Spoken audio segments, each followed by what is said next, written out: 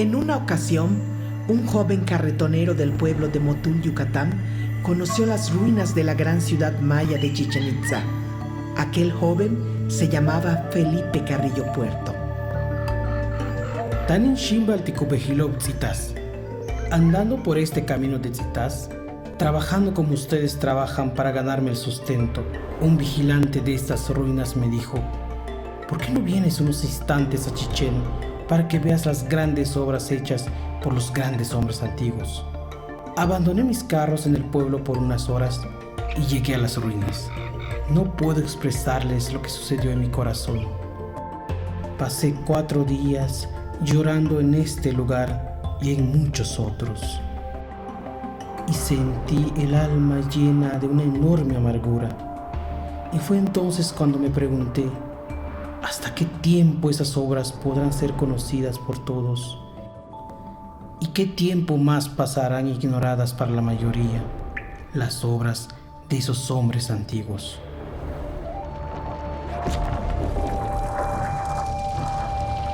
Cuenta el Popol Vuh la mitología maya del pueblo de los quichés. Cuenta la creación de los hombres del maíz. Yuntzilo, Ahsi Sajo, Ahpatop Tepeu, Yetel Gukumats. Los progenitores, los creadores y formadores Tepeu y Gukumats hicieron a los hombres. De tierra, de lodo, hicieron la carne del hombre. Pero vieron que no estaba bien, porque se deshacía. Estaba blando, no tenía movimiento, no tenía fuerza, se caía, no movía la cabeza, no podía ver hacia atrás. Al principio hablaba, pero no tenía entendimiento. Se humedeció dentro del agua y no se pudo sostener. Entonces los creadores, los formadores, desbarataron y deshicieron su obra, y enseguida dijeron: hay que reunirse y encontrar los medios para que el hombre que formemos, el hombre que vamos a crear, nos sostenga y alimente, nos invoque y se acuerde de nosotros. A continuación vino la adivinación, la echada de la suerte con el maíz y el cité, y fueron hechos los muñecos labrados de madera. Se parecían al hombre y hablaban como el hombre. Poblaron la superficie de la tierra. Existieron y se multiplicaron. Tuvieron hijas, tuvieron hijos los muñecos de palo, pero no tenían alma ni entendimiento. No se acordaban de su creador. Caminaban sin rumbo y andaban a gatas. Sus piedras de moler, sus vajillas de barro, sus ollas, sus perros, sus pavos, todos hablaron. Todos, tantos cuantos había, manifestaron. Nos hicieron daño, nos comieron, les toca el turno, serán sacrificados. Y dicen que la descendencia de aquellos son los monos que existen ahora en las selvas. Por esta razón, el mono se parece al hombre. He aquí el comienzo de cuando se celebró consejo acerca del hombre, de cuando se buscó lo que entraría en la carne del hombre.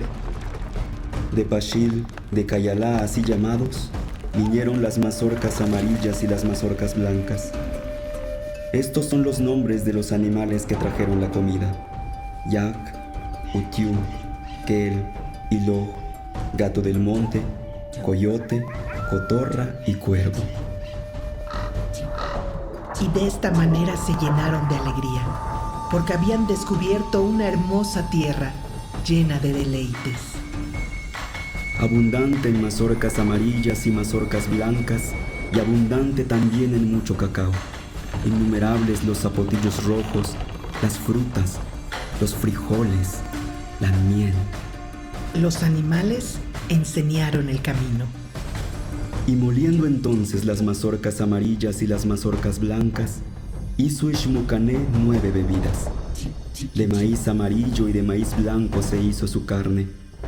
De masa de maíz se hicieron los brazos y las piernas del hombre.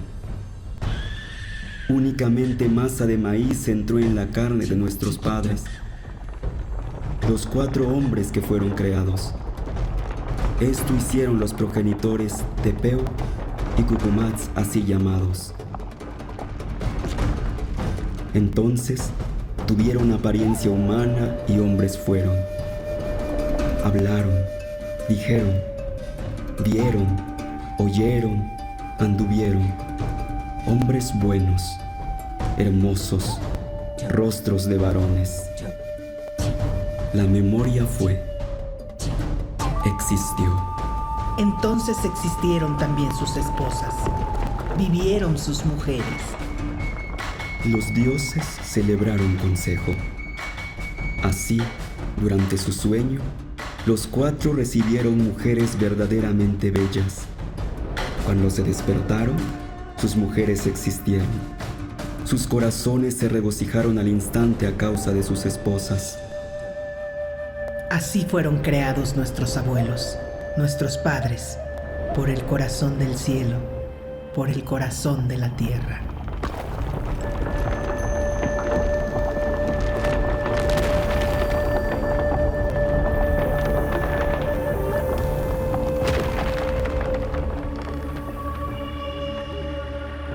La civilización maya floreció en lo que hoy son los estados de Yucatán, Quintana Roo, Campeche, Tabasco y Chiapas, los países de Guatemala y Belice y el occidente de Honduras y El Salvador.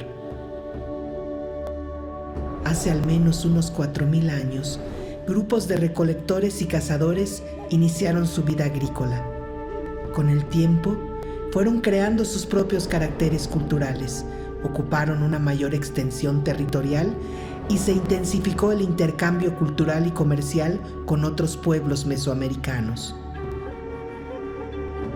Los antiguos mayas construyeron decenas de ciudades-estado con imponentes centros ceremoniales como Palenque, Uxmal, Yaxchilán, Chichén Itzá, Tikal, Calakmul, Toniná o Bonampak.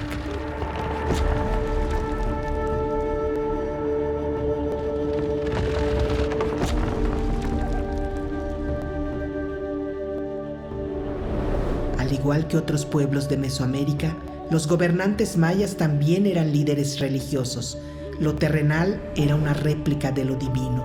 El soberano era el intermediario entre el dios patrono y la colectividad, por lo que era tenido por sobrehumano.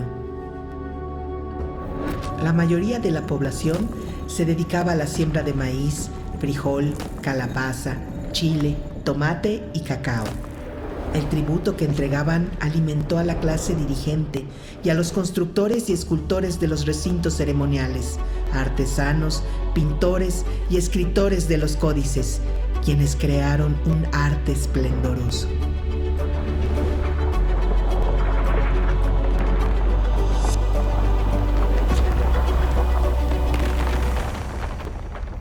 Esta es la ciudad de Chichén Itzá, una de las más imponentes urbes construida por los antiguos mayas. Su mayor esplendor tuvo lugar entre los años 900 y 1200 de nuestra era, cuando llegó a ser habitada por más de 50.000 personas.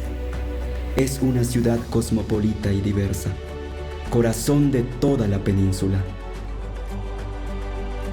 El espectacular juego de pelota de Chichén Itzá es uno de los más grandes de entre las antiguas ciudades mesoamericanas. En un enorme friso, la cabeza del perdedor decapitado representa la pelota para el juego, un sacrificio humano necesario para el orden divino. Esta construcción fue diseñada para observar la bóveda celeste. Los antiguos mayas fueron grandes observadores del universo y desarrollaron avanzados conocimientos matemáticos, siendo de los primeros pueblos del mundo en utilizar el cero. Los calendarios mayas son probablemente los más complejos que ha creado la humanidad. Calcularon con gran exactitud el año solar, el ciclo lunar, los eclipses y el movimiento de Venus.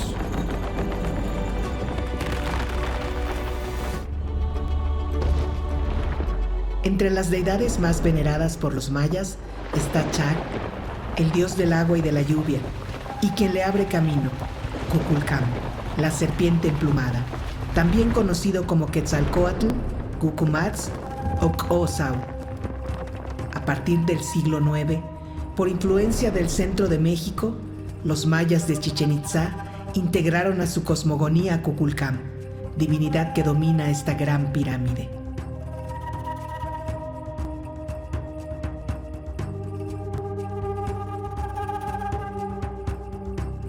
En su interior existe un pasadizo que lleva a 2 bóvedas, donde fue encontrado una representación del jaguar, animal sagrado maya, y la escultura conocida como Chacmol, un mobiliario ritual que su uso y significado sigue siendo un gran misterio.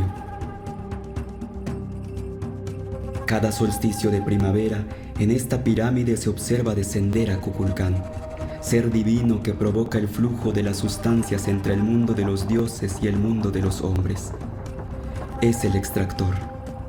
Como viento abre camino a las lluvias, como Venus abre camino alternadamente al sol y a las sombras de la noche. Como señor de los árboles cósmicos abre el camino calendárico a los dioses transformados en tiempo. Extrae al género humano y al niño que nace. Extrae para el pueblo la luz, el calor y el alimento. Kukulcán sostiene el cielo.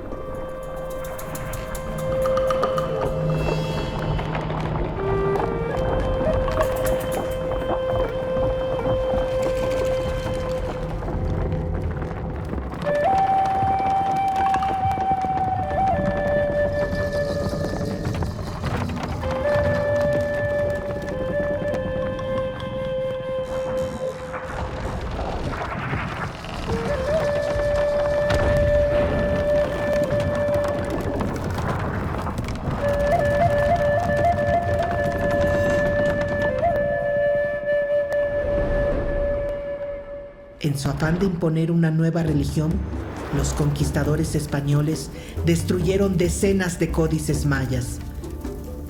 Hoy solo conocemos 3 y algunos escritos posteriores a la conquista.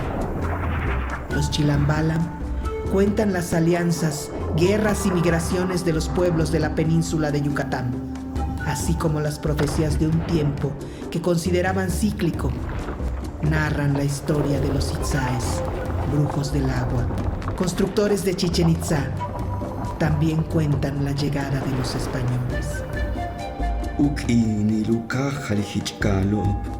Será el comenzar de los ahorcamientos, el estallar del fuego en el extremo de los brazos de los blancos, cuando caiga sobre la generación de los hermanos menores el rigor de la pelea, el rigor del tributo, cuando les venga la gran entrada del cristianismo, cuando comience el mucho trabajar en los pueblos y la miseria se establezca en la tierra, cuando se extienda por toda la tierra la palabra del Dios de los cielos, solo de pecado hablará, solo de pecado será su enseñanza, inhumanos serán sus soldados, crueles sus mastines bravos. Ay, entristezcámonos porque llegaron. Ay del Itzá, brujo del agua, que sus dioses no valdrán ya más.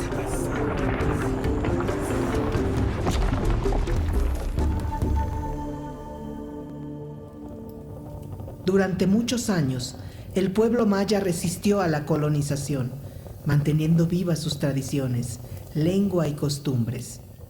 Sin embargo, durante la colonia se formó una casta que dominó la península por mucho tiempo. A finales del siglo XIX, durante el Porfiriato, esos grandes dueños y señores de la tierra extendieron el cultivo del henequén. Los campesinos que antes tenían cierta libertad de sembrar sus propias parcelas fueron arrastrados a las haciendas, donde nacían y crecían como peones acasillados. Los mayas, junto con miles de indígenas capturados en el estado de Sonora, fueron sometidos a la esclavitud por deudas, a trabajos forzados, a castigos corporales y a un profundo desprecio por su cultura. Un hacendado así justificaba el maltrato. Es necesario pegarles, es muy necesario, porque no hay otro modo de obligarlos a hacer lo que uno quiere. ¿Qué otro medio hay para imponer la disciplina en las fincas? Si no los golpeáramos, no harían nada.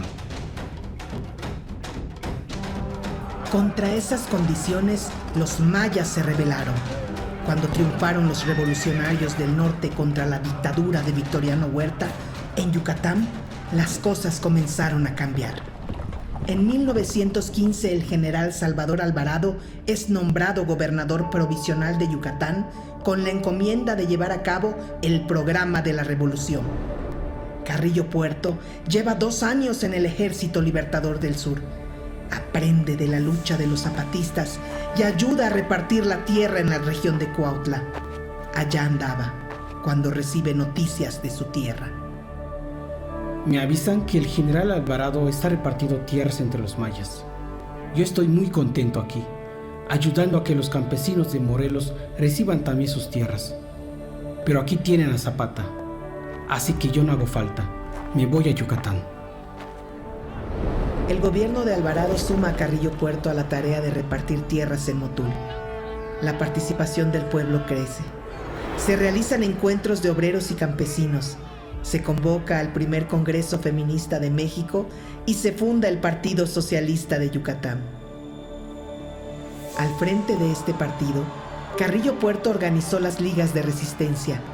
Poblado por poblado, en caseríos y haciendas, al grito de tierra y libertad, se organizaron miles de indígenas mayas.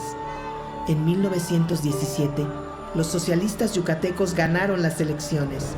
Un trabajador ferrocarrilero es elegido gobernador y Carrillo Puerto diputado. Las fuerzas desatadas provocan algo imposible de imaginar años antes. En Motul se reúnen los hombres del maíz. Dirigentes de todas las regiones de Yucatán dan su voz. Hay que sembrar maíz y ser autosuficientes. Hay que regenerar la comunidad, reanimar la cultura y recuperar la dignidad.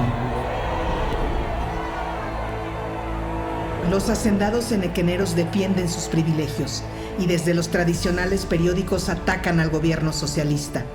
El presidente Carranza se inclina a favor de la oligarquía local, detiene las primeras reparticiones de tierra y envía a un nuevo responsable del Ejército Federal a Yucatán, que reprime a los dirigentes de las ligas de resistencia. Carrillo Puerto denuncia la restauración conservadora en Yucatán y sale exiliado a la Ciudad de México. Cuando es derrotado Carranza, los hacendados de Yucatán ya no tienen el apoyo del centro y Carrillo Puerto regresa a su tierra. En el puerto de Progreso lo recibe una multitud. En 1921, los socialistas en Yucatán se vuelven a organizar. Las ligas de resistencia crecen al llamado de Carrillo Puerto, que recorre todo el estado como candidato a gobernador. Antes de las elecciones, en el pueblo de Izamal, los dirigentes de las ligas se reúnen en un segundo congreso. Algunos que solo hablan maya o no saben escribir. Trazan sus objetivos, a los que llaman nuestras utopías. Se proponen la expropiación de las tierras de las haciendas y distribuir sin intermediarios los frutos del trabajo. También acuerdan promover las demandas feministas y desterrar los prejuicios que han esclavizado a las mujeres. El pueblo maya vota abrumadoramente por su curún Felipe, como le llaman, hermano Felipe. En la Plaza Grande de Mérida, el nuevo gobernador dice ante miles de personas: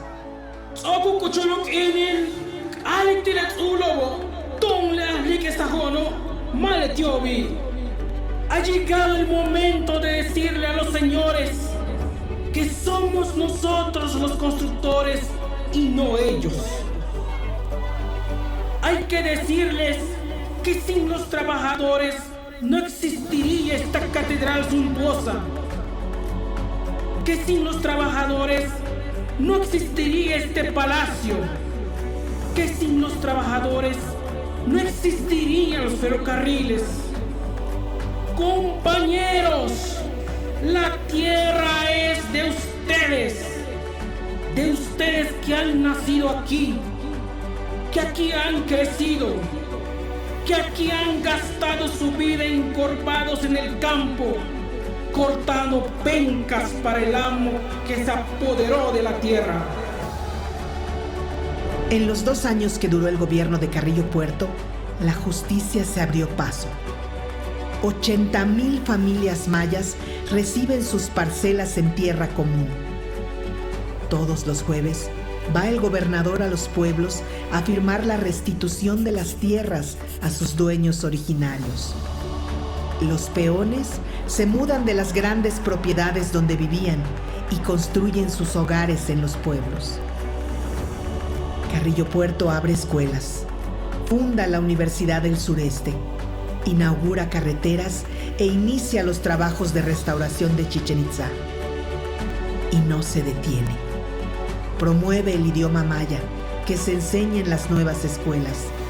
Reparte miles de libros en las comunidades, entre estos el Popol Vuh y el Chilambala. Quiere animar la cultura en todos los pueblos y las ligas son el espacio comunitario para la organización. Por esos días, Carrillo Puerto escribe: Cada liga tiene una banda u orquesta, ya que nuestra gente es demasiado triste y tiene que aprender a cantar y bailar no solo sus bellas canciones, sino también otras danzas más alegres y tonadas más libres. Ellos han sido esclavos por tanto tiempo que han olvidado cómo jugar. Los esclavos no juegan, y las personas que juegan no son esclavos. El futuro de Yucatán pertenece a los mayas.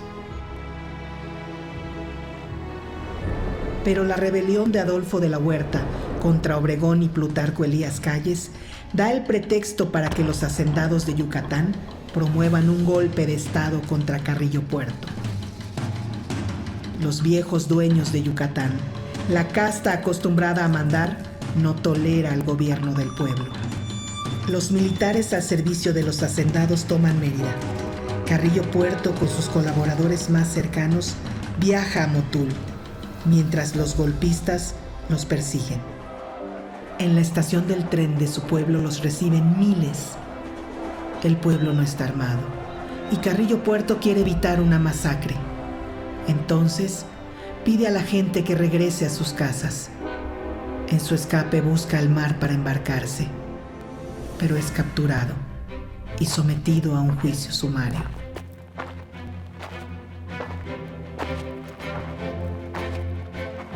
Hace 100 años, un 3 de enero de 1924, frente a un pelotón de fusilamiento en el cementerio de Mérida, es asesinado Felipe Carrillo Puerto, el dragón de los ojos verdes, junto a sus compañeros. Hasta hoy, se canta en su memoria en muchos rincones de Yucatán.